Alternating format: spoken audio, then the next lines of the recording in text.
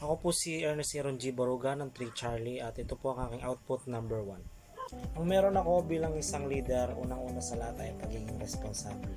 Dahil importante sa akin to bilang isang leader.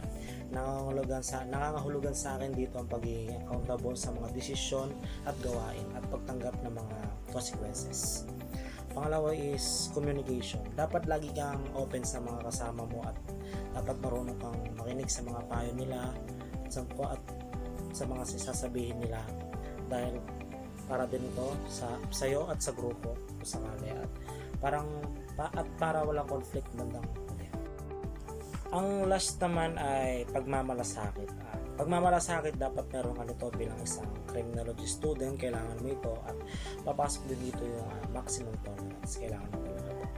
At saka dapat marunong kang umunawa sa mga kasama mo or sa paligid mo at dapat marunong ka rin magbigay ng support sa kanila para tulungan sila at para mag-improve pa yung knowledge nila.